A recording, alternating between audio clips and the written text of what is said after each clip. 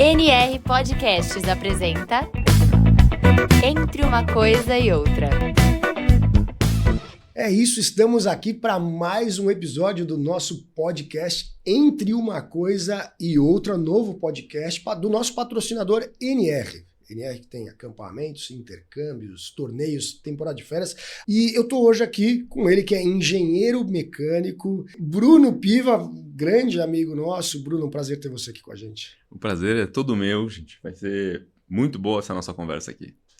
Seguinte, Bruno, a gente tem aqui muito tempo de conversa, mas eu queria começar com você se apresentando e explicando especialmente por que na Piva Educação vocês trabalham com nem tudo são notas, né? Eu acho que talvez esse seja um dos mantras que eu aprendi acompanhando o trabalho de vocês. O que quer dizer para um pai, para uma mãe que tem ali o filho na escola, que cobra desempenho, que cobra nota, que cobra comprometimento? Fala para esse pai, para essa mãe, por que nem tudo são notas? Eu acho que a ideia aqui é a gente entender que a nota é consequência de um processo de aprendizado, de ensino e aprendizado bem feito.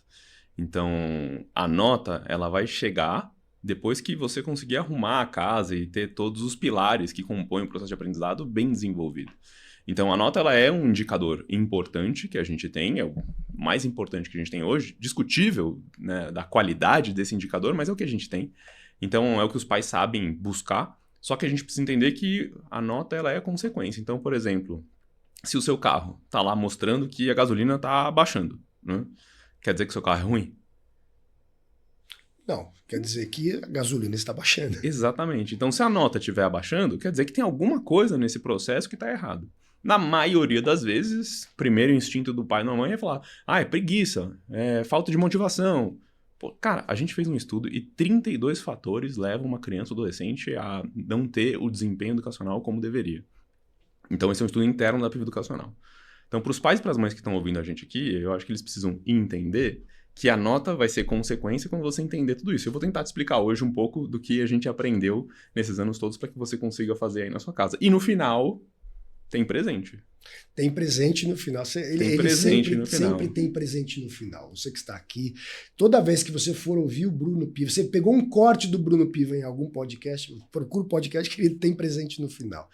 Mas eu queria que você explicasse como foi chegar nisso, né? Quando eu te conheci, você estava, não vou dizer começando, mas você estava montando uma estrutura mais organizada do que os pais conhecem como aulas particulares, né? Então, é aquilo lá, né? Chega um dado momento do ano, que, se eu não me engano, em conversas nossas é meados de setembro, a hora que bate um desespero e agora meu filho precisa salvar o ano, né? Porque senão ele vai reprovar o que é uma mácula, né, na história acadêmica dessa criança, desse jovem. Talvez não, mas vamos falar sobre isso. Como é que foi essa organização e como é que foram essas descobertas para vocês chegarem onde vocês chegaram, onde o mais importante parece que é pegar gosto por aprender e por estudar e não obrigatoriamente o marcador que é a nota? Quando a gente começa a buscar o estudo que vai além das notas, a gente começa a entender o ser humano como um todo, né?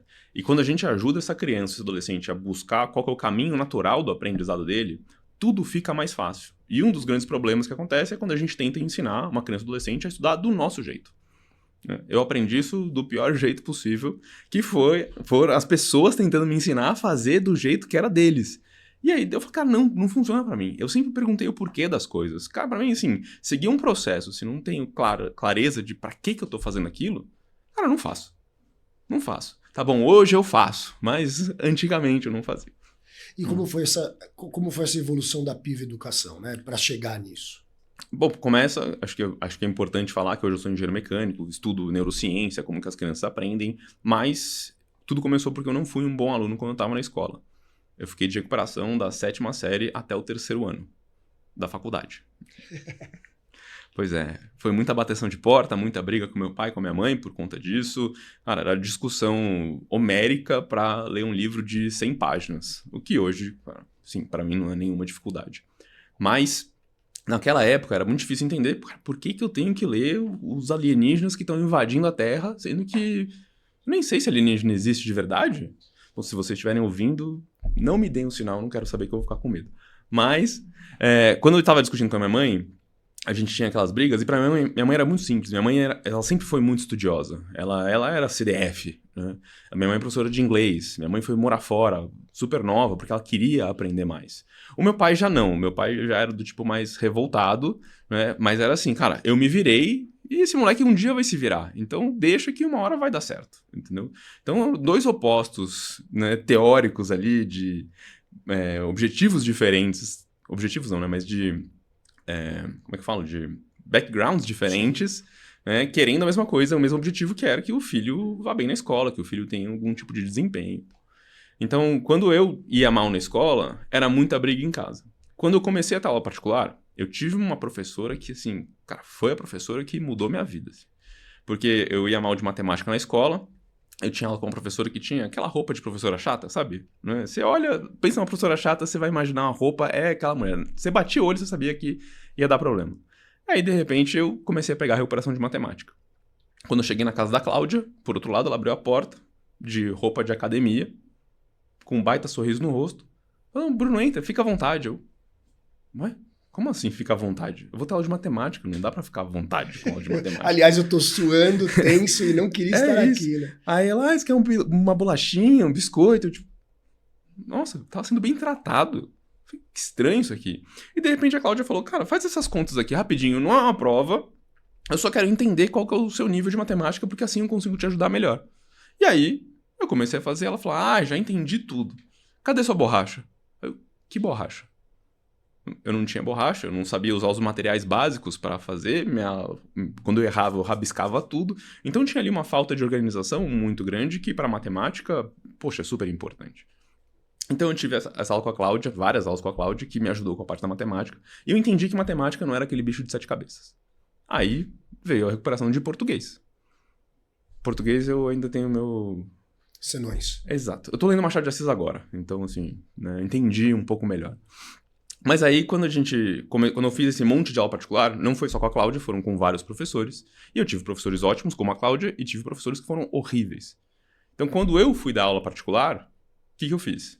Bom, vou tentar copiar um pouco. Emular o que eu gostei e fugir do que eu não gostei. Exatamente. E o que eu não gostei, cara, teve um professor que o cara era insuportável, assim. Ele, assim, eu pedia pra ele repetir, porque eu falei, cara, não entendi. Ele repetia exatamente as mesmas palavras que ele tinha acabado de falar. Ou seja, eu não entendi de novo. Eu falei, cara, eu não sou surdo, eu não compreendi o que tá acontecendo ali. Você precisa me explicar de um outro jeito.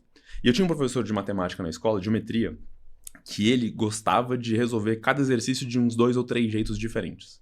E aquilo foi uma super inspiração pra mim, que eu falei, poxa, tem mais de uma solução para o mesmo problema. Então, quando eu vou explicar para meus alunos hoje, eu sempre tento buscar 2 ou 3 soluções diferentes. Na verdade, hoje eu já faço um pouco diferente, porque como eu já conheço qual que é a história daquele aluno, eu já sei qual que é a solução que mais se aproxima da história dele, que vai ser mais fácil ele aprender. Por isso que a gente consegue ter resultados tão rápidos. Não só eu, como todo o meu time. Pergunta. Agora pai, hein? Virei pai neste momento porque aconteceu semana passada. Não vou falar matéria, não vou falar nada, mas vai ter diferença. Eu envolvi exatas. E aí meu filho chega fala, pai, essa aqui é a minha prova. Tirei, sei lá, a nota é boa, 9,5, 9. Mas essa aqui, o professor tirou ponto porque ele disse que eu esqueci de colocar um menos. Aqui era mais ou menos e tal. Eu esqueci. Mas o resultado tá certo. Mas na hora que eu demonstrei aqui, eu esqueci de colocar, porque eu estava fazendo prova. Isso é bom ou isso é ruim? Tirar ponto para demonstrar que você esqueceu de colocar uma equação. Você tem opinião formada sobre isso? Porque eu falei pro meu filho que eu não tinha. Que eu falei, cara, me dá um tempo, eu vou conversar com pessoas mais inteligentes do que eu, ou que estão dentro da educação, para eu entender, porque esse professor, ele fez, sua nota você não precisa de meio ponto a mais, certo? Beleza. Ele queria um 10. Ele queria um 10 ou um 9,5, sei lá, uma nota maior. O que você acha? Já que a gente está conversando com muita gente da educação, e eu estou assumindo minha total ignorância, que eu não sei, e nem sei se existe o certo ou errado, mas será que não dava para demonstrar, olha, aqui você esqueceu de colocar isso aqui é importante, mas se acertou o resultado, a nota é sua? Ou não, ó, cara, você tinha que ter demonstrado isso aqui, eu vou tirar a nota porque você não pode esquecer da próxima vez, porque numa próxima, o simples fato de você não ter colocado esse menos pode te levar a um resultado negativo, então eu vou tirar a nota pra você nunca mais esquecer. E aí? Cara, eu acho engraçado que o Quito fala minha total ignorância, mas ele é mestre, né? Então, assim, acho bom deixar isso claro. Mas vamos lá, eu sei que hoje, como pai, posso te falar que eu sei que quando chega na nossa casa, o jogo muda, né? Porque a emoção toma conta e fica muito difícil, de fato, pensar em tudo isso. Mas eu vou tentar trazer uma outra visão sobre esse caso. Às vezes, o professor tira esse ponto, não porque você tem que saber, mas porque eu acredito na sua capacidade de que você consegue prestar atenção em cada mínimo detalhe. E depende muito do caso, respondendo sua pergunta, depende muito do caso, né? Quando a gente está falando de alta performance, depende de como o feedback é dado para aquele aluno. Então, no caso do seu filho, veio só um meio ponto a menos, né? Eu já vi casos onde o professor tirou meio ponto de sacanagem, porque o aluno estava se achando muito, ele achava que ele era muito bom, e o professor precisa dar uma lição para ele de que, cara, você tá se achando bom demais, tá deixando passar detalhe, e isso aqui vai te prejudicar em algum momento. Às vezes era briga de ego, às vezes era, cara, acredita na sua capacidade de melhor. Perfeito. Às vezes cara, é assim, ponto, acabou, porque o professor é rígido, não tem questão de feedback, não tem questão de acreditar, é só, cara, matemática é assim, ponto, acabou, e você precisa seguir, você precisa conseguir seguir padrões básicos. Mas assim, o que eu posso te falar do que a ciência traz pra gente, né? Quando um aluno, né, tenta alguma coisa e ele não consegue, mas ele chega muito perto, se você dá essa notinha pra ele, né, do tipo, não, cara, beleza, vou considerar pra você ter o seu 10, sabe o que acontece na próxima? Ele relaxa. Ele vai esperar que, não, o professor vai considerar e eu vou conseguir o meu 10. Agora, quando a bola bate na trave, você fala, cara, foi quase, faltou só isso aqui, velho. E eu acredito em você, e aí o seu papel de pai pode ajudar muito, né? Cara, eu acredito em você que, não, vamos, nós contra esse professor aqui, não contra, né? Porque não é pra brigar com o professor, mas, cara, tamo junto, eu sou seu parceiro nesse processo, eu confio que você vai conseguir isso aqui. Eu tenho certeza que na próxima, cara, ele vai terminar a prova e vai procurar todos os menos que faltavam ser colocados em algum lugar. Ou seja, o recado talvez que a gente pode deixar para esses pais, pai, mãe, você que está ouvindo, em vez de brigar com a escola para o professor dar esse meio ponto que você acha que deveria ser dado, vamos na próxima prova estudar mais ou estarmos mais bem preparados para tirar uma nota sem mácula, assim, inquestionável. Porque isso talvez vá forjar caráter e vai ser uma coisa muito importante para esse menino, para essa menina, muito mais do que aquele meio ponto, porque esse meio ponto, quando tiverem com 40 e tantos anos de idade conversando, não vai valer de nada, né? Agora, essa perseverança de, tá, então é isso que falta para eu ser melhor, isso ensina para a vida, né? E aí, acho que completando um pouco o que você fala, Quito, a parceria com a escola é muito importante. Então, acho que é super importante você deixar a escola com esse papel de falar, cara, ó, tá aqui, tá errado, e você ser o parceiro do tipo, não, cara, vamos lá, da próxima vez vamos prestar mais atenção. E aí, no caso do seu filho especificamente, é um detalhe, cara. Não adiantava ter estudado mais. Não era mais meia hora de exercício, não faltou essa dedicação. Cara, foi um detalhe. Mas talvez precise de mais atenção. Quando você estiver fazendo a prova, releia, né? Ou seja, mas aí o que é o estudar mais? Não é estudar mais. Mas é porque a maioria dos pais vai falar exatamente isso. Não, faltou estudar mais. Quando você fala isso para um adolescente, ou mesmo para uma criança, se ele acredita que ele estudou pra caramba, nessa hora ele se sente injustiçado. Perdi ele, né? E aí, quando ele se sente injustiçado, ele vai tentar se defender. Pô, como que eu vou estudar mais? Pô, eu fiz tudo, eu fiz todos os exercícios, eu refiz a lista. Às vezes eles pensam isso e não falam, e eles se afastam. É aí que começa a dar o problema. Quando a mãe e o pai perdem o vínculo com o filho, porque você começou a cobrar, e você começou a fazer coisas que ele se sentiu ou injustiçado, ou ele sentiu que você diminuiu ele de algum jeito, ou ele sentiu que, não sei, você tá criticando os relacionamentos dele. Enfim, tem vários pontos que podem fazer uma criança ou adolescente se sentir ameaçado e ou ir para um embate, ou fugir, que é ficar quieto, ir pro quarto dele e sumir. O marcador mostrou que faltou gasolina, eu mandei ele trocar o óleo. Tipo isso, entendeu? Ou você falou, cara, você não cuida desse carro direito. Cara, não, só faltou a gasolina, tipo, normal, entendeu? Muito legal. Eu queria agradecer já, vocês todos aqui, a Bruna e a Amanda, que montaram um roteiro para o podcast. Você que está ouvindo o podcast inteiro, obrigado, Bruna e Amanda, porque senão eu não teria como seguir com o podcast. Bruno, eu queria que você falasse um pouco sobre métodos alternativos que vocês usam que funcionam na prática, porque, assim, no final do dia, eu acho que todo pai e toda mãe quer que o filho esteja pronto pro mundo. Num passado não muito distante, eu dizia que todo pai e toda mãe queria que o filho fosse feliz. Frase revisada nos últimos anos, né? Não existe a felicidade plena, essa coisa, meu filho vai ser feliz, complexo. Até porque não depende da gente, né? Acho que são tantas intercorrências, tem que estar preparado para lidar com as adversidades que vão ser muitas na vida. Mas, quando o pai e a mãe te procuram, num primeiro momento, eu imagino que o marcador inicial é nota. Nota ou uma chamada na escola de, seu filho não está conseguindo acompanhar. Bom, quando ele vai para a Piva Educação, para vocês cuidarem do menino ou da menina, vocês devem usar alguns métodos alternativos. Fala um pouco sobre isso, como que é esse trabalho, coisas que vocês imaginam que, com esses anos todos, deram certo. E depois eu vou querer que você fale também um pouco sobre essa experiência com outros países, porque, né, eu imagino que a educação seja diferente em outros países e deve ter um monte de pai e mãe curioso. De que países vem demanda também para um acompanhamento de educação? Bom, se você tá na dúvida de quais países, coloca nos comentários aqui, vamos ver se vocês acertam quais países a gente já conseguiu atender. É sério, gente, coloca no comentário e curte. Se você ainda não curtiu o podcast, é hora de começar a curtir também. Porque se você tá aqui até agora, gente, alguma coisa está aprendendo. Mas vamos lá. Primeiro que a gente tem 4 pilares na nossa metodologia. Para a gente entender, a gente começa com um planejamento de estudos personalizado. Nessa hora, a gente vai entender quem é aquela criança, em qual momento que ela tá, ou adolescente, e quais são os objetivos dela hoje. E essa palavra hoje, ela é muito importante, gente, porque na cabeça de uma criança ou de adolescente, eles não conseguem entender tempo e tomar decisões com muita clareza, porque a parte do cérebro que faz isso ainda está em formação. Não é que eles não conseguem de jeito nenhum, mas é que é mais difícil porque eles ainda não têm todos os mecanismos fisiológicos para aquilo acontecer.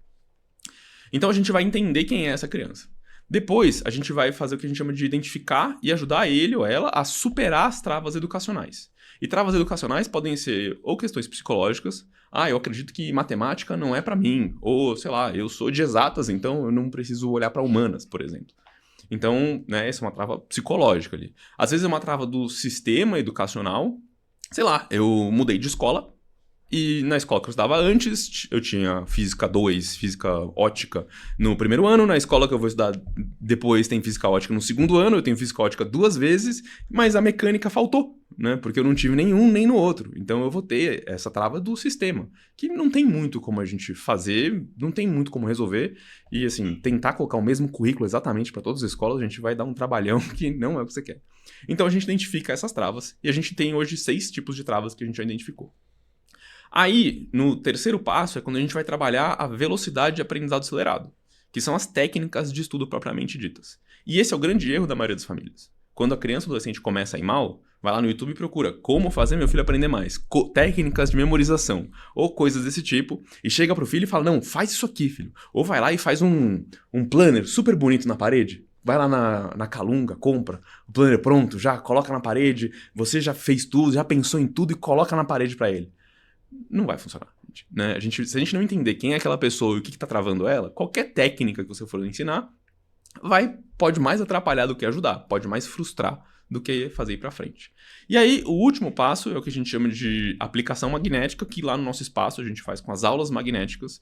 E aí eu falo do magnetismo, porque a gente tenta sempre trazer essa parte mais natural, e magnetismo é algo natural, né? Onde a gente ensina ele como que ele faz para qualquer conteúdo grudar na cabeça dele, com base em quem ele é, nas técnicas que mais funcionam para ele, nas travas que ele já sabe que tem. Então, sei lá, um aluno que é disléxico, por exemplo, cara, tem muita coisa que dá pra fazer para ajudar um aluno disléxico a melhorar a parte de leitura, escrita e tudo mais. Mas, cara, ele tem esse desafio. Por que não ir para um e-book primeiro? Ao invés de tentar ler o livro, ouvir podcast, né? Como a maioria das pessoas hoje em dia faz, famoso, né? Então, Sabendo que essa trava existe, a gente tenta superar, mas, enquanto isso, o que a gente faz? Né? Então, esses 4 pilares vão ditar o que a gente vai fazer com cada um. Mas uma das coisas assim que eu gosto de falar para os pais é que as técnicas, normalmente, elas são simples. Não significa que elas são fáceis, mas elas são simples. Porque eu preciso que uma criança ou adolescente consiga fazer. E muitas vezes, na nossa cabeça de adulto, a gente olha e fala, não é possível, não é isso que meu filho precisa. Meu filho precisa da técnica de memorização mesmo. Né? Então, se você... Tô batendo na mesa, né, Yuri? Desculpa. Então, se você, mãe, pai ou responsável, tá querendo ajudar o seu filho de verdade, você precisa entender um pouco mais sobre quem ele é hoje e quais são as travas que ele tem. E aí eu vou contar um caso que acabou de acontecer. Então, um pai dentista renomado, super bem-sucedido, tem uma filha muito inteligente, dando uma das melhores escolas de São Paulo, super exigente e quer que a menina performe. E aí a gente foi trabalhar com ela uma técnica que a gente usa quando as crianças e adolescentes ficam ansiosas demais na prova. E quando você fica ansioso demais pra fazer qualquer coisa, você não consegue performar. Seja nos esportes, seja na sua profissão. Então, a gente ensinou para ela uma técnica de expiração que chama 4-7-8. São 4 segundos inspirando pelo nariz, 7 segundos segurando. E aí solta pela boca em 8. 19 segundos. E você consegue dar um reset no cérebro. Se você fizer isso 3 vezes, eu tenho certeza que você vai sentir o seu ombro dar uma soltada. Se você fizer isso durante 6 vezes, é capaz de você dormir até. Então, você faz isso, você tá naquela prova, que você tá super nervoso, e aí você faz essa respiração. Que, se eu não te falar, você nem sabe, mas eu fiz aqui no podcast quando a gente tava começando. Você não viu. Né? Inclusive, teve uma vez que eu fiz uma live com o Gustavo Cerbasi, tinham 900 pessoas ao vivo, eu morrendo de medo, que foi a primeira live grande que eu fiz, assim, e de repente eu nervoso, ele me fazendo pergunta, dando branco, assim, eu só sorrindo, e eu balançava a cabeça que eu tava contando, e aí, depois de umas 3, aí eu consegui voltar a responder. Mas enfim, eu conto pros alunos que essa é a técnica secreta, porque ninguém sabe que você tá usando se você não falar. Então os alunos não sentem vergonha. Mas aí esse pai dentista chega e fala, não, minha filha não precisa desses negócios aí. Ela precisa ver a matéria. Dá vontade de falar, cara, então, eu chego no seu consultório, falo como é que faz pra você fazer a prótese removível ou o implante que você tá fazendo, sei lá qual que era a especialidade dele exatamente. Só que se eu falasse isso, o que ele ia fazer? Virar as costas, levar a filha embora. Exato, né? Ia me demitir na hora, né? Então eu não posso fazer. O que eu tenho que fazer nesse caso? Eu vou lá e busco pesquisas científicas mostrando dos atletas mais performáticos do mundo ou do que é ensinado em MBAs fora do Brasil e sempre tem lá uma matéria de gestão das emoções. E a respiração é a técnica mais simples de gestão das emoções. Obviamente tem um monte de mais coisas, a gente não está reduzindo a isso, mas é a primeira técnica para você começar a usar que a gente pode muito bem apresentar para uma criança, para um adolescente, porque respirar não tem contraindicação, gente. E sabe o que é uma coisa muito legal que você está falando? Vou agora com um momento confidenciar para vocês. O ano passado, nós fizemos um evento juntos, chama Conversas que Conectam. E eu fui a última palestra. Na minha frente falaram, né, convidados nossos do podcast, Bruno Piva, Thiago Tamborini, Dani Freixo, e estavam sentadas várias pessoas, né, que não vem ao caso falar, mas muitas pessoas famosas na audiência. Talvez uma das audiências mais estelar que eu já falei. E eu tenho síndrome vasovagal. A maioria das pessoas não sabe, porque eu estou o tempo inteiro no público, no palco, mas eu tenho síndrome vasovagal. E a hora que eu subi para falar, e eu fui começar a minha palestra, eu falei, eu vou cair. Eu vou cair porque comecei a ficar ansioso. E aí eu falei, eu me conheço, né? Anos de síndrome vasovagal, porque quem não sabe, o coração começa a bater mais devagar, tal. A maioria das pessoas só fica nervosa, eu caio. E aí eu peguei e soltei a atividade que eu ia fazer com o card antes, sentei e tive ali 1 minuto e meio, 2 minutos para respirar e poder voltar. Então a gente às vezes cara, o ano passado, né, 45 anos de idade, mestrado em psicologia, MBA, morei fora, e a hora que eu fui falar na frente de coisa que eu dominava, na frente de pessoas que eu admiro muito, falei, cara, vai dar errado. Vai dar branco. É isso, o cérebro parece que não lembra de nada. Por que a gente julga e a gente não para pensar que o nosso filho pode ter branco numa prova de física? Por que a culpa é que estudou pouco? Então, realmente, eu acho que a gente precisa... Por que a gente não acredita, né? Porque é isso, eu mesmo que eu tô falando, assim, como pai. Minha filha é muito boa aluna, sempre tirou notas boas. Esse ano ela pegou e tirou uma nota muito baixa, acho que foi em química. E aí, a hora que eu fui perguntar pra ela, eu falei, Luna, o que rolou? Ela começou a chorar e falou, pai, eu não sei. Eu sabia tudo, eu estudei tudo, eu não sei.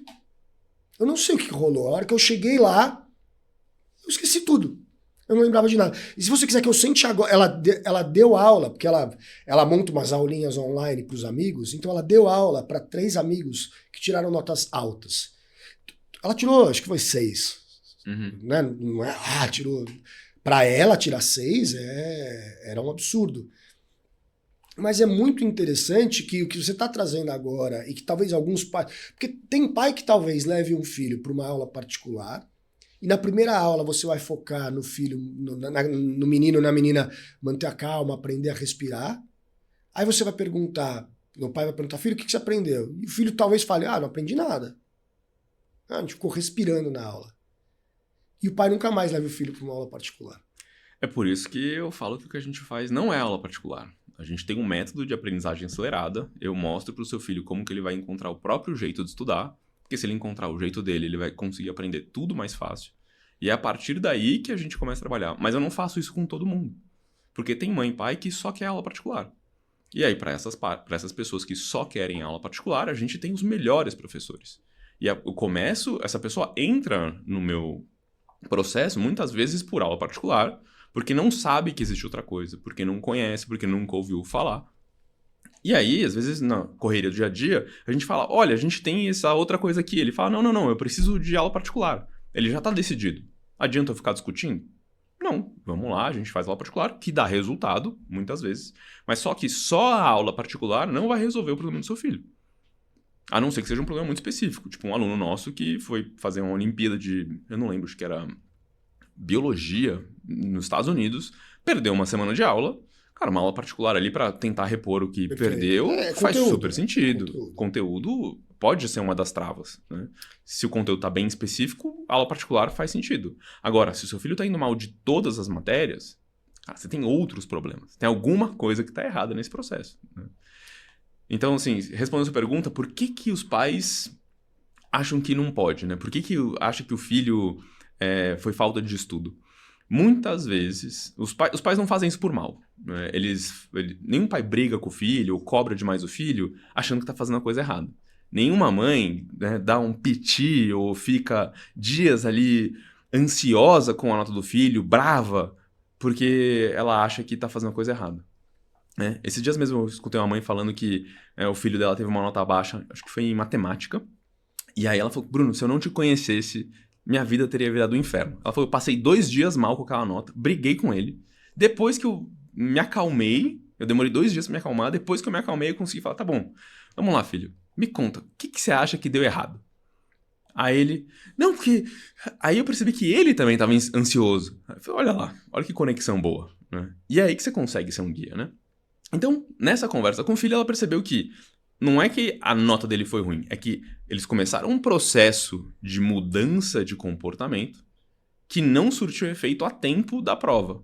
Mas na prova em si ele foi bem. O problema é que a nota dele era composto por trabalho de sala, era composto por uma outra avaliação que ele tinha feito antes. Então, quando você pega a somatória das notas, a nota dele ficou baixa. Mas a nota da prova dele mesmo foi alta. Então, a mãe que tinha brigado com o filho, né, ficou 2 dias sem falar com ele direito, quando percebeu isso, conseguiu falar, filho, desculpa. Vamos lá, a gente tá no caminho certo, bora. E aí o moleque saiu voando depois. Aliás, sabe que rolou uma dessa em casa semana passada? Estão saindo notas agora, né? Então tem muita história da semana passada. Uhum. E a gente faz refeição junto todo dia, né? Se eu tô em casa, a Fê tá em casa, e meus filhos. E a Fê pegou pra cobrar, aí era o Eric, alguma nota dele. Só que tá muito difícil entender a nota deles, cara. Porque é composto por muita coisa, e as notas não vão até 10, algumas. Então ela interpretou errado. E essa história é longa, na verdade. Ela começa com, na hora do almoço, a Fê olhando a nota e escrevendo alguma coisa no grupo da família. E aí o Eric pega e manda uma mensagem só pra ela, falando, você tá mentindo, meu pai vai ficar bravo comigo. Só que ela não tava mentindo. Era a interpretação dela, da nota, como ela estava vendo no sistema da escola. Que é muito bom, mas precisava de umas teclas SAP ali, uns negócios para entender um pouco melhor, porque realmente a composição ela é complexa. Os alunos sabem exatamente. E nem aí... Todos. Vamos lá, tá, é verdade, nem todos.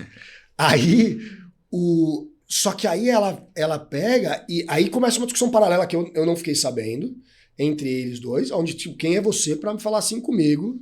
Você é um adolescente, eu sou sua mãe. Ruim, a discussão foi ruim aqui entre os dois.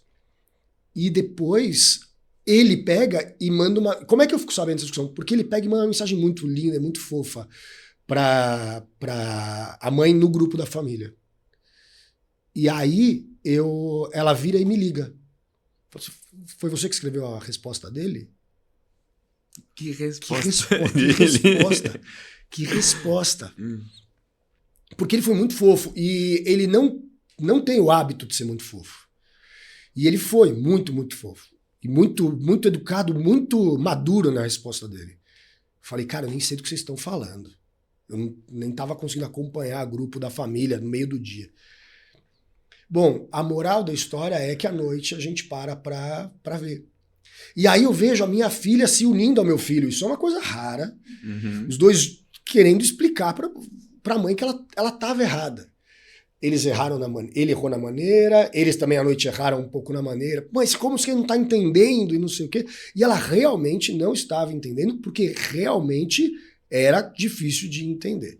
Moral da história, tá faltando sair nota, não estavam todas as notas computadas, fica pintado de vermelho, então ela foi pelo... Ajuda, né? Ela foi pelo vermelho pintado ali naquela determinada nota.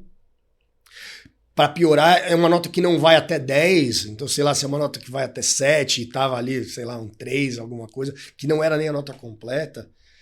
Mas o trabalho que vocês fazem também é com pais, né, Bruno? Porque hoje os pais estão entrando muito na vida dos filhos. Isso não é uma pressão a mais, porque eu lembro que eu escondia boletinhos, né? Eu assinava os negócios era que eu mais recebia. Fácil naquela né? época. Eu assinava os negócios que eu recebia e o final da história era bonito. Pô, tirei uma média legal lá na frente. Mas eu administrava meus problemas. Agora, os jovens não têm chance de administrar os problemas deles, né? Fica muito mais visível com essa parte digital, né? Acho que quando nasce uma mãe e um pai presente, né, vamos falar assim, nasce uma vontade de controlar tudo. Né? E aí, dando voz para essa vontade, as escolas trouxeram acesso às informações. Só que ninguém ensinou os pais como lidar com essas informações, como falar sobre isso. E por que essa discussão que você contou do Eric e da Fê aconteceu? Qual que é o real problema que a gente tem aqui? Cara, vamos lá. Ela querendo que ele prestasse conta do porquê que ele tinha ido mal, ela querendo controlar a vida dele. Mas o problema, de fato, ela falou uma coisa. Sim. Ele falou, você mentiu. Então, quando ela falou que ele tinha ido mal, ele se sentiu ameaçado, injustiçado. E aí o que ele foi fazer? Ele foi atacar. Só que ele foi ligeiro, porque ele não pôs no grupo da família, porque se ele colocasse no grupo da família, você ia defender a Fê. Com certeza. Que é isso que o marido faz, normalmente. É isso que um casal alinhado faz. Exato, né? Entendeu? Então ele foi falar com a mãe. Só que ele não sabe se comunicar, o que ele falou? Você tá mentindo. A Fê se sentiu atacada. E é aí que gera o problema. Qual que é o problema? Somos péssimos comunicadores. Então, quando a gente trabalha com a família, a gente ensina o pai e a mãe como se comunicar com o filho e como avaliar essa comunicação. E a gente chamou isso de comunicação cristalina. a gente tem todo um framework de como essa comunicação acontece, como que você pode perceber e quais são os pontos que você precisa prestar atenção. E não é um negócio que você vai acertar sempre, gente. Eu, que estudo isso, ensino isso, volta e meia erro na minha relação com a minha esposa, na minha relação com o meu time. Mas o grande segredo da comunicação cristalina é esse processo de autoavaliação, onde você consegue entender de, cara, o que eu falei aqui, ou o que aconteceu nessa conversa que ela não foi para onde eu queria. Porque nenhuma mãe quer brigar com o filho, nenhuma mãe quer ser chamada de mentirosa, nenhum pai quer ter que colocar o filho de castigo. A gente faz porque a gente não sabe um outro jeito de fazer. Foi assim que a gente aprendeu, e eu coloco entre muitas aspas, porque não foi através da coerção ou do castigo que a gente aprendeu, a gente pode até falar disso mais pra frente. Mas quando a gente não sabe o que fazer, a gente volta porque a gente acha que funciona. E o meu trabalho com os pais é mostrar o que de fato funciona, que a gente já testou com um monte, não só testou, né? Que a gente estudou muito para conseguir orientar as famílias e viu tudo isso acontecendo de fato. Então, a primeira coisa que a gente trabalha com a família é essa parte do vínculo e a comunicação, para que eles tenham uma comunicação melhor entre si. Legal. A gente, mudando um pouco agora de tema, a gente recebe no NR... Rapidinho, posso só fazer uma chamada aqui? Deve. Vocês querem um guia prático de como faz a comunicação cristalina, gente? É algo que eu só dou lá na minha consultoria, gente. Vocês querem? Clica no curtir aqui, por favor, então. No final eu falo pra vocês como é que vocês conseguem. A gente recebe no NR, para quem não conhece o NR, né, não tem obrigação de conhecer, mas a gente faz muitas viagens, tem 2 resorts, e a gente recebe nos resorts do NR, especialmente no segundo semestre, viagens de fechamento de ciclo de 9º ano, né? Quando o pessoal está saindo do fundamental, anos finais, e indo para o ensino médio. E agora existem muitos itinerários, né? A coisa em muitas escolas, especialmente as escolas particulares que eu tenho contato do Brasil inteiro, os meninos começam a ter que escolher itinerário, se vai para uma área mais de humanas, vai para exatas, vai para biológica, tem algumas outras versões que algumas escolas oferecem que não é exatamente humanas ou exatas, mas coisas um pouco mais específicas. Como que vocês têm orientado, porque eu imagino que isso deva aparecer para vocês também, esse tipo de escolha? Eu já acho cedo escolher faculdade com 18 anos de idade. Escolher itinerário com 15. Eu não estou dizendo que está certo ou que está errado, mas acabei de passar por isso com 2 filhos. Não é complicado, não é difícil? Como orientar os alunos para essa escolha? Como vocês têm feito isso quando aparece para vocês? Bom, a gente começa primeiro escutando muito a criança ou adolescente. Estamos no horário, é isso? Começa de novo. Então, a gente começa escutando muito a criança ou o adolescente, né? E ajudando ele a pensar.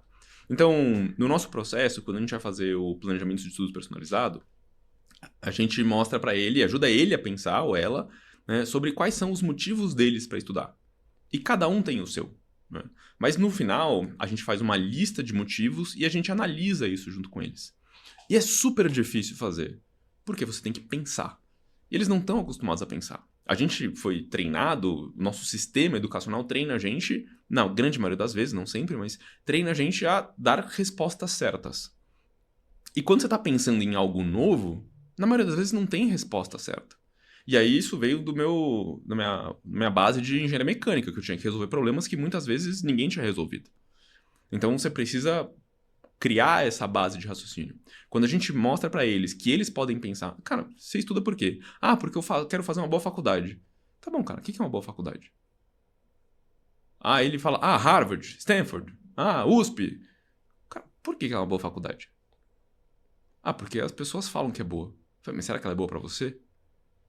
E aí eu não tô questionando a qualidade das faculdades, mas, cara, será que é o lugar certo para você? E eu preciso que essa criança ou adolescente pense e reflita e questione. Cara, será que é bom para mim?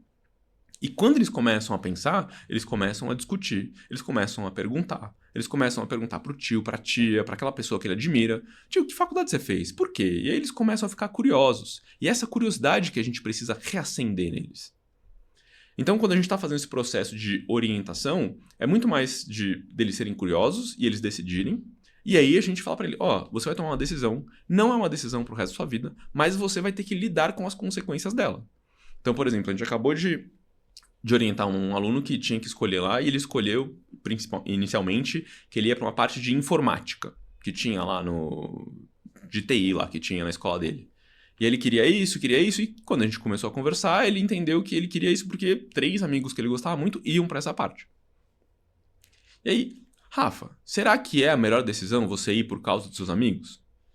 Não, mas aí eu vou ficar longe deles. Pô, cara, medo legítimo, né? Adolescente, não querendo ficar separado dos amigos. Cara, como que a gente pode fazer para, se você escolher outra coisa, você continuar vendo ou continuar interagindo com eles? Aí a gente ajuda ele a pensar. E ele encontrou 3 jeitos de continuar com os amigos. Falei, tá bom, supondo que isso aqui dê certo, que essas 3 soluções que você tratou, você ainda assim escolheria informática? Ah, não sei. Beleza. Então o que você escolheria então? Ah, preciso pensar. Beleza. E aí ele começa a pensar. E esse processo demora um dia de conversa, a gente orienta os pais um pouquinho, em 3 dias o menino decidiu, assim, né? Então, depois ele falou, não, eu quero ir, tinha uma parte de administração, que é o que eu acho que eu vou me dar melhor. Tá bom, escolheu administração. Deu um tempo, mudou de ideia. Não, que eu quero ir pra informática. Cara, você escolheu lá atrás. Como é que faz pra mudar? Ah, não dá. Então. Não, mas o meu pai pode ir lá. Cara, seu pai pode, mas assim, vamos pensar, né? Você quer TI mesmo? Quais cursos dá pra fazer depois da aula pra você se inteirar, se é isso mesmo? Não sei. Então vamos pesquisar? E, gente, você tá ouvindo isso, você tá falando, nossa, que saco, Bruno. Difícil fazer isso. É difícil ensinar alguém a pensar. É difícil estimular e esperar, e é difícil ter essa paciência, porque a gente precisa esperar o tempo deles, não é o nosso. E esse é o maior desafio de lidar com crianças e adolescentes, que o tempo deles é diferente do nosso. Você tem que repetir, né? Você tem que falar a mesma coisa de novo, e a mesma até eles acreditarem ou não, né? E o grande problema é esperar. Por exemplo, tive uma aluna que ela estava indo mal na escola, estava de 8 recuperações. Aí fizemos um trabalho com ela, foram 6 meses ali trabalhando com a menina, e de repente, todas as notas dela, assim, de repente, né? 6 meses depois, né? Todas as notas delas subiram, assim. Melhorou em 5 matérias de uma vez, a hora que deu o estalo, aí virou a chave. Melhorou, quase dobrou a nota de espanhol, assim, foi um negócio impressionante, né? Só que matemática não funcionou. Matemática, ela continuou indo mal. Melhorou um pouco, mas assim, ainda estava abaixo da média. Perto dos outros, não... Nossa, a menina ficou desolada. Assim, super frustrada, porque, caramba, eu fiz tanto, eu me esforcei tanto, não vale a pena, eu nunca vou aprender matemática. Era isso que estava na cabeça dela. E aí, depois de, foram quase 40 minutos ali trabalhando, entendendo essa questão com ela, pra, no final, eu falei, e aí, o que você vai fazer então? Silêncio. Eu acho que ela ficou em silêncio uns 2 ou 3 minutos, pensando. E o nosso desafio é não falar nada nesse momento. Que qualquer coisa que você falar, você interrompe aquele raciocínio. Depois de 3 minutos, daqui, vai. E aí pegou a prova, que eu tava justamente conversando com ela para que ela refizesse a prova num momento de calma, para entender o que de fato ela não sabia e o que ela se atrapalhou porque estava nervosa. E eu já sabia, porque eu já tinha revisto a prova, que assim, metade das coisas que ela errou eram sinais de menos que deveriam estar em lugares de sinais de mais, e assim, eram detalhes que não era sobre ela estudar mais. Era na hora de fazer, era técnica de resolução de prova, e na hora depois de você fazer, você voltar e tentar rever, porque sobrou tempo de algum momento, de algum jeito. Então, demorou. Esses 2 ou 3 minutos de silêncio, de você ficar olhando o outro, e principalmente se for seu filho, é muito difícil, assim, porque você vê o sofrimento, você vê a angústia, você vê o desafio interno que tá rolando ali. E você tá lá e só tá lá. Porque é só isso que ele precisa nesse momento. Pra depois falar, tá bom, daqui, e aí você fala, putz, deu certo, né? Ainda bem. Mas essa é a parte difícil. Bom, eu deveria ir para as últimas perguntas, que são meio ping-pong, mas eu tenho que fazer uma antes. Quando a gente se aproximou, você foi passar uma temporada lá no NR com a gente, né? Uhum. E eu queria, na verdade, assim, eu vou tentar sintetizar 500 perguntas. Aliás, se você que está assistindo quiser que eu convide o Bruno de novo, por favor, deixa nos comentários, chama o Bruno de novo, porque dá pra gente fazer alguns episódios, tenho certeza que ele vai querer voltar. E isso aqui é para vocês, gente. A gente conversa muito, então a gente está justamente gravando isso para vocês. Então você que é pai, mãe, aluno, né, se quiser, deixa aqui temas que gostaria que a gente conversasse. Mas quando você foi para lá, eu lembro que você montou uma aula particular na beira da piscina que eu tinha certeza que ia dar errado, que ninguém ia querer estar com você. E aí a molecada foi, muita gente foi, um horário de livre escolha, cada um pudesse fazer o que quisesse. Baita sol. Né? Baita sol. Eles se apaixonaram por você. E eu acho que a partir disso, eu também comecei a entender o poder da educação através de experiências fora da sala de aula, que era uma coisa que o NR já fazia há décadas. E eu comecei a perceber que isso valia também para temas mais chatos, entre aspas. Porque a gente sempre foi nos temas mais óbvios. Que foi uma das coisas que me motivou, por exemplo, a começar a fazer viagem pedagógica que o NR não fazia.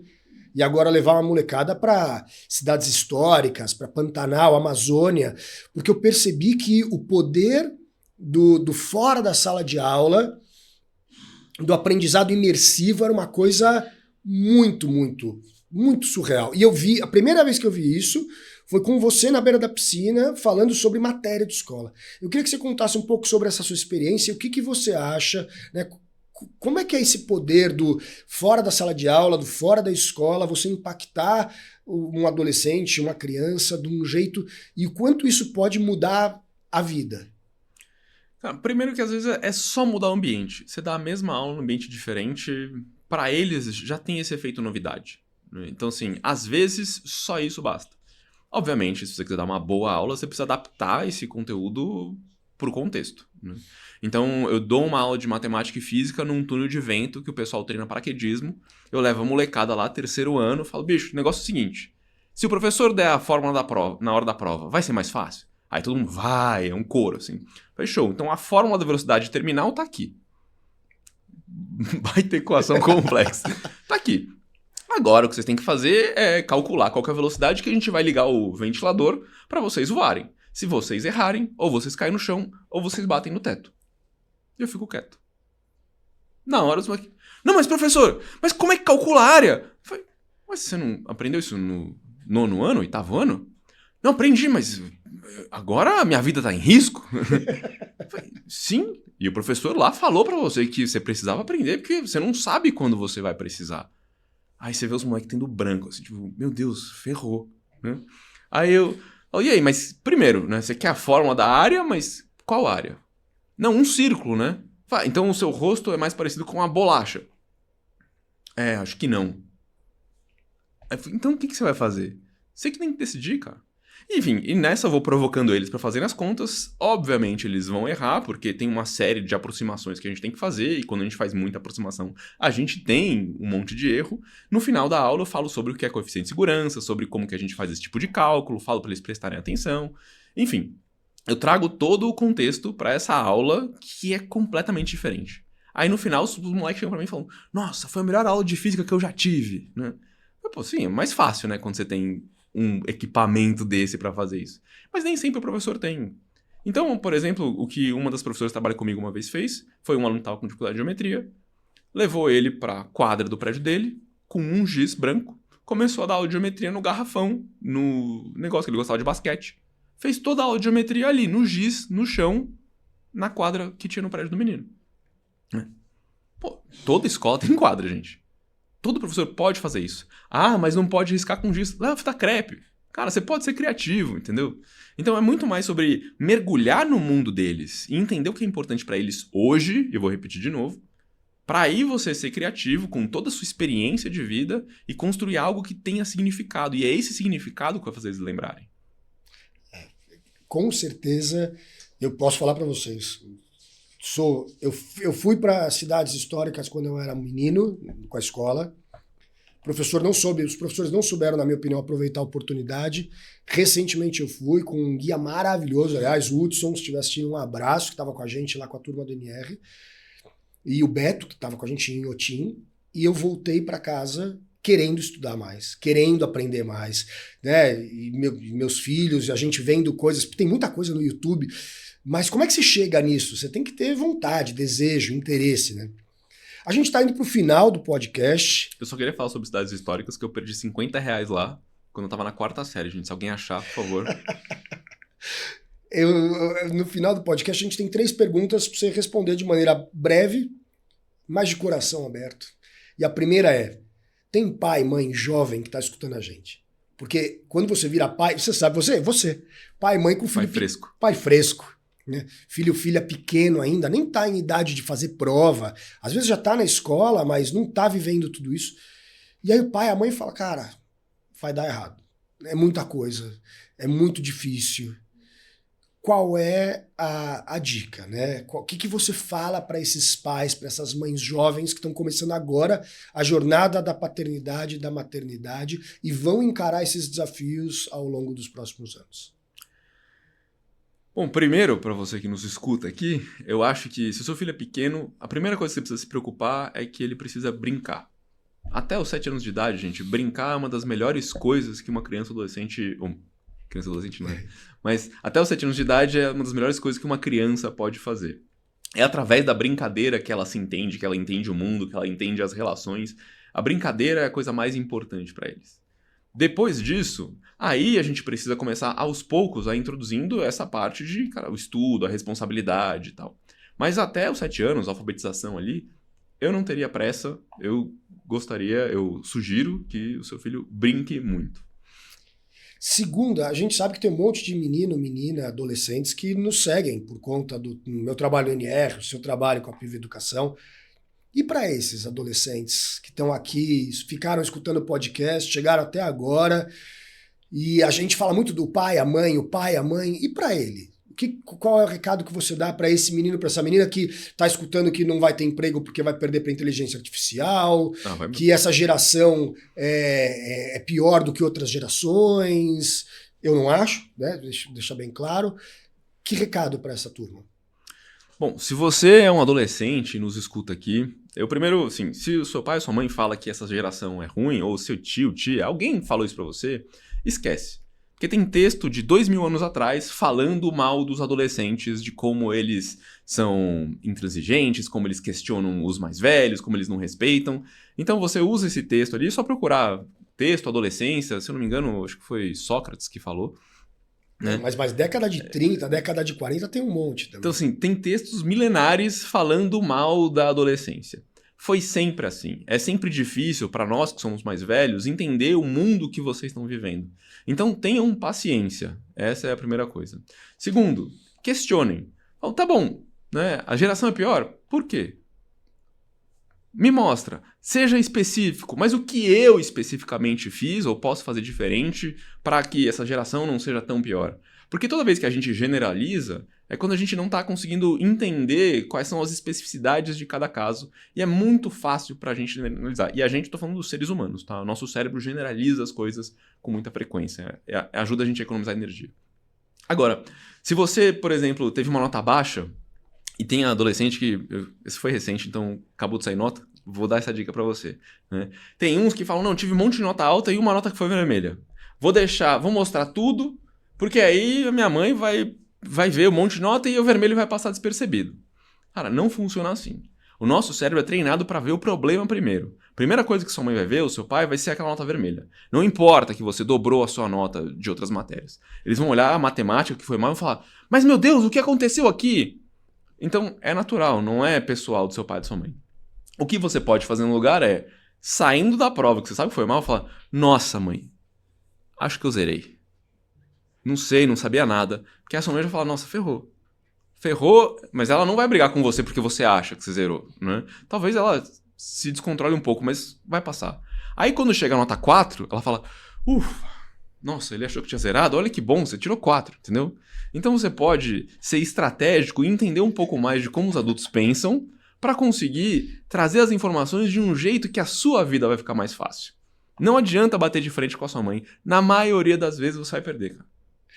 E a minha última pergunta, vou pedir para você lembrar de algum episódio marcante que você teve na sua infância, adolescência, que te marcou, né?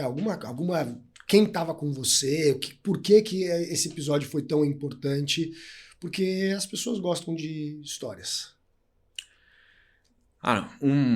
Eu tive umas férias de julho que fizeram muita diferença na minha vida, que foi quando minha mãe, minha avó, sei lá, quem tava comigo, acho que meu tio também, não sabiam mais o que fazer comigo, meu primo com a minha irmã, e colocaram a gente numa aula de pintura. Acharam, a gente tava lá em Serra Negra, no interior de São Paulo, acharam uma aula de pintura lá e colocaram a gente lá. Cara, foi uma das melhores férias que eu tive. E, gente, as minhas pinturas eram horrorosas, assim. Sério, era muito feio, mas eu me diverti muito. E quando eu voltei dessas férias, eu cheguei pra minha mãe e falei, mãe, eu quero fazer aula de pintura. A minha mãe, como assim, filho? Era coisa de férias. Eu falei, não, eu quero fazer. E eu tenho certeza que isso foi uma das coisas que mais fez diferença na minha criatividade, na minha habilidade de olhar problemas por outras perspectivas. Porque quando você vai pintar, você precisa entender o ângulo, a visão, a perspectiva, aonde estão as coisas. Então, assim, acho que foi uma tentativa que fizeram de tentar me ocupar que fez muita diferença. E, assim, não estão me pagando para falar isso, mas eu acho que no NR eles têm a possibilidade de fazer isso todos os dias, porque o que não falta lá é a opção de atividade diferente para eles fazerem. Bom, E eu tenho presente. É isso. Você tem o presentinho para finalizar. Já vou assim, Bruno, sempre uma alegria estar com você. Queria que você desse um recado final e presentinho, dica aqui, o que você quiser deixar de mensagem para os pais. Bom, se você entendeu que melhorar a sua comunicação pode ajudar com o seu filho ou com a sua filha, eu te convido a ir lá pro meu Instagram, @pivaeducacional, e se você me mandar uma mensagem ou responder qualquer stories meu com... Vamos pensar numa palavra? Para eles responderem aqui do podcast? Pode. Não sei. Acho que a gente precisa pensar, porque aí eu vou saber que eles vieram daqui, né? Eu acho que a palavra pode ser... Pensa aqui. Pintura. Pintura. Você falou de pintura. Pintura. Então tá bom. Então, se você for lá no meu Instagram e mandar uma mensagem escrito podcast pintura, vou colocar podcast pintura, que vai ser mais fácil. Eu vou refazer porque a gente pode editar. Tá bom. Então vamos lá. Já que você quer uma palavra, vamos colocar entre uma coisa e outra, que é o nosso podcast. Tá bom. Vai ser mais difícil, mas vai dar. Então vamos lá. Então é só você ir lá no meu Instagram e mandar uma mensagem falando te vi no Entre Uma Coisa e Outra. E aí eu vou te mandar um presente que é um guia de comunicação cristalina, onde a gente mostra quais são os 5 pontos que uma criança ou adolescente se sente ameaçado e quais são as frases que você fala sem perceber e como você pode mudar essas frases. É algo que a gente só dá para os alunos que têm consultoria lá na nossa consultoria educacional. Presencial, você vai receber no seu e-mail, no seu WhatsApp, onde você quiser. Bom, então vai lá no meu Instagram e manda Entre Uma Coisa e Outra, fala te vi no podcast. E se você quiser me falar o que você gostou também, eu vou adorar. Bruno, obrigado mais uma vez, pessoal de casa. Foi um prazer estar com vocês. Você que está assistindo pelo YouTube, curte, compartilha, manda para as pessoas. Se você está ouvindo no seu agregador de podcast, seja Apple, Tidal, Spotify, manda para as pessoas, porque a gente faz isso aqui para vocês. Valeu, até a próxima. Posso só mais um aqui? Mais um? E para quem quiser, é só colocar no Google como fazer o meu filho gostar de estudar. Você vai achar um vídeo meu no YouTube explicando quais são os 4 erros que os pais cometem na tentativa e como que você faz para mudar isso. Valeu, pessoal!